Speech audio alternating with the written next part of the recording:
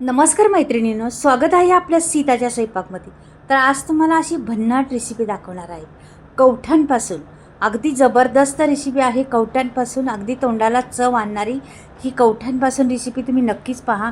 माझ्याकडे आता 4-5 कवठं आहेत आणि ती कवठं तर त्याच्यापासून मी रेसिपी बनवणार आहे. खूप हेल्दी आहे, तुम्ही पहा एकदा. बरेच दिवस टिकणारी पण आहे आणि खूप टेस्टी लागणारी आहेत.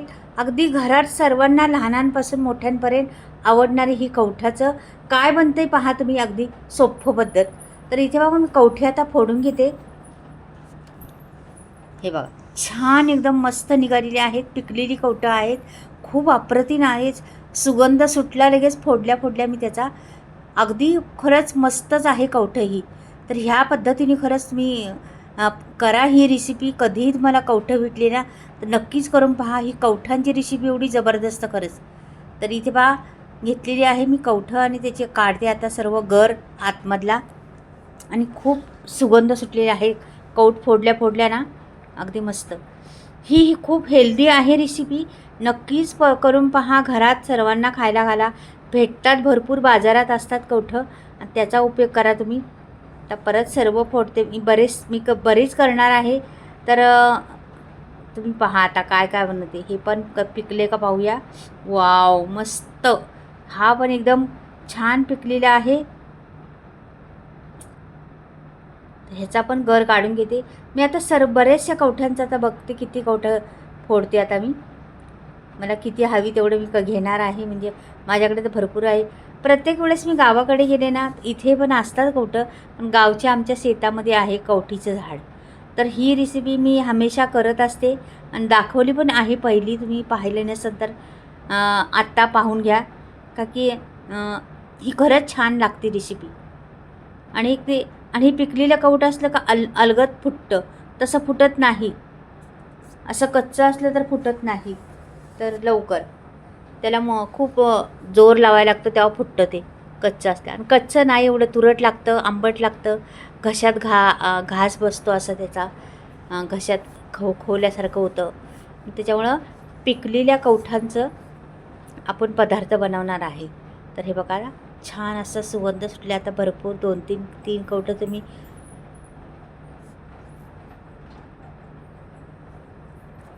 फोडलेलीच आहे. आणि आता पहा बरं. तर ही सर्व मी फोडून घेतलेली आहे. आणि आता ह्याचे मी काय बनवते तुम्ही नक्कीच पाहिलं तर तुम्हाला कळेल पूर्ण व्हिडिओ. खूप छान रेसिपी आहे मात्र. तर हे आणखीन एक फोडणार आहे. म्हणजे मला असं वाटतं की भरपूर करून ठेवावं, बाकी तेवढी खातातच सर्वजण. हे पहा हे पण फोडलं. म्हणजे प्रत्येक कवठ पिकलेलं निघते. तर 4 कवठं तर मी फोडलेली आहेत.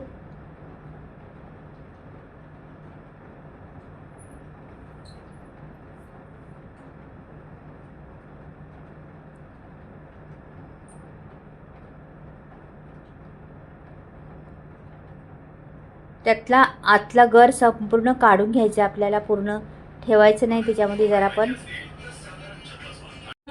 तर हे छान झालेलं आहे. आता पुढे बघा मी काय करते. आता गूळ घ्यायचा आपल्याला. म्हणजे आपल्याला किती क्वांटिटी आहे त्याच्यावर पाहायचा गूळ. तुम्ही घालून पहा. कमी जास्त असलं तरी चालेल. म्हणजे असं घातल्यानंतर आपल्याला आंबट वाटलं जरा तर मग आणखीन घालू शकता. एकदम जास्त गूळ घालायचा नाही.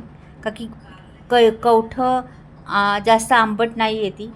म्हणजे पिकलेली आहे त्याच्यामुळं त्याच्यात गोडवा आहे. म्हणून तुमच्या अंदाजाने तुम्ही गूळ घालू शकता कवठाच्या हिशोबाने. तर इथे बघा मी आता बराचसा गूळ घेतलेला आहे तसा. आणि एवढं आहे माझ्याकडे हे. तर मी आता त्याच्यात टाकते गूळ.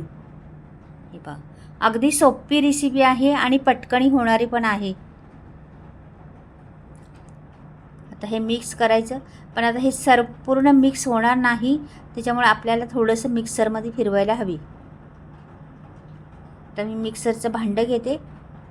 हे नाही होणार मिक्स का की काही कडक आहे, काही त्याच्यात बी असतात.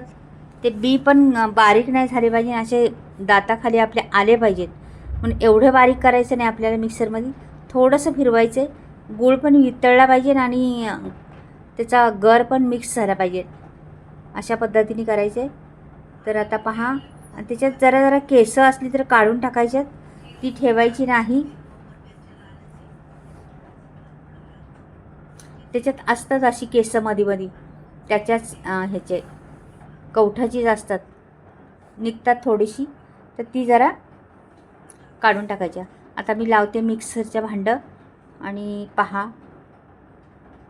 त्याच्यात काहीच नाही घालायचं, असंच फिरवायचं, जरा असं फिरवायचं. आता मी झाकण लावते आणि फिरवून घेते. हे बघा, हे फिरवून झालेलं आहे. एवढंच फिरवलं, जास्त नाही. आता त्याच भांड्यात मी काढून ठेवणार आहे उरलेल्या, आणि मग परत ते उरलेलं टाकून घेणार आहे. तर पहा, आता मी याच भांड्यात ठेवणार आहे. आता इथे ओतून घेते, नंतर दाखवते तुम्हाला. एका बाजूला असं ओतलेलं आहे.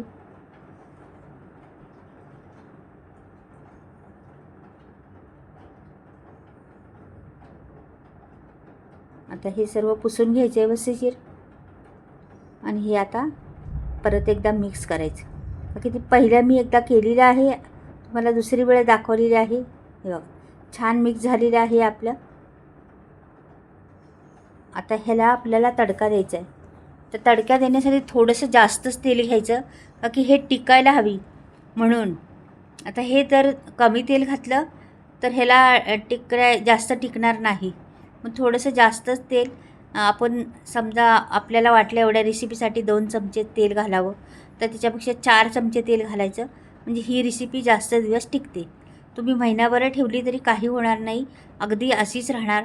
म्हणून थोडंसं जास्तच मी तेल वापरणार आहे. पाहता तुम्ही इथे टाकलेलं आहे मीठ, थोडंसं चवीपुरतं मीठ टाकायचं, आणि 1 चमचाभर आपल्याला चाट मसाला टाकायचा. मग आणखीन छान चव येते याला, म्हणून चाट मसाला थोडासा वापरायचा. आणि हे जिरं टाकलेलं आहे, जिऱ्याची फोडणी देऊन हे तेल ओतलेलं आहे. तुम्हाला वाटत असेल जास्त आहे, पण त्याला एकदम परफेक्ट तेवढंच हवे आपल्याला. आपल्याला टिकवायची असली तर, नसली टिकवायची, लगेच खायची असली तर नाही तेल ओतलं तरी चालेल. ह्याच्यातच मिरची पावडर काय असेल ते मसाले ह्याच्यातच टाकले तरी चालेल. पण आता मी बरणीत भरून ठेवणार आहे, टिकवणार आहे, म्हणून मी तेलाचा फोडणी दिलेली आहे. नाही दिली फोडणी तरी चालेल, जे तुम्हाला हवी ती करू शकता तुम्ही. अशा बिना फोडणीचं मी करू शकता. फोडणी देऊन फोडणी दिली तर चव जास्त येते, आणि नाही फोडणी दिली तर गुळाचा आणि त्याचीच चव फक्त आहे आपल्याला, कवठाची आणि गुळाची. आता फोडणी दिली तर ह्याची चव वेगळीच येणार, छान लागणार आणि अगदी मस्त. म्हणून फोडणी द्यायची. एकदम परफेक्ट तेल झालेलं आहे त्याला, एवढंच हवे आपल्याला. त्यात सर्व काही घातलेले आहे मसाले. आता तुम्हाला काढून दाखवते मी. ही झालेली आहे आपली कवठाची चटणी. ही खूप टेस्टी आणि खमंग लागणारी, आणि हे तसं पाहिलं तर कधी पण करतात, तर आवर्जून करणं म्हणजे महाशिवरात्रीला हे कौठ खातातच. तर नक्कीच तुम्ही कधी पण खाऊ शकता, पण महाशिवरात्रीला तर खाच नक्की. हे बघा, आता काढून घेतलेली आहे. किती तोंडाला पाणी सुटणं अशी झालेली आहे ना चटणी. ह्याला कवठाची चटणी म्हणून नाव आहे, कवठाची चटणी आहे. किती रंग छान आणि किती छान दिसते पहा.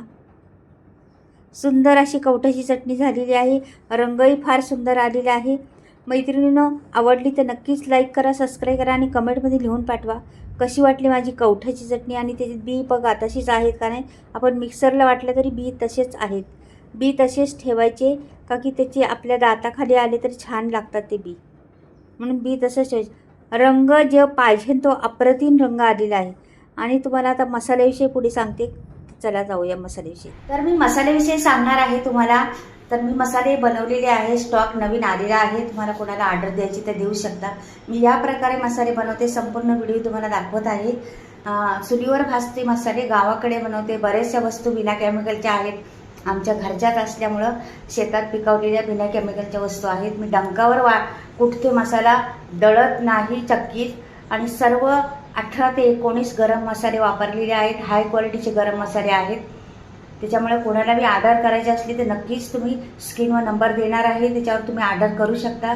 आणि भरपूर काही मसाल्यांची नावं आहेत, भरपूर क्वालिटीचे मसाले आहेत. कांदा लसूण मसाला, मालवणी मसाला, आगरी मसाला, मिसळ मसाला, धने पावडर, जिरे पावडर, हळद पावडर, बरेचसे मसाले आहेत. गरम मसाला आणि सर्व मसाल्यांची फ्री डिलिव्हरी आहे. तर मसाले तर घ्याच तुम्ही, पण हे कवठाची चटणी कशी झाली नक्कीच कमेंटमध्ये पाठवा.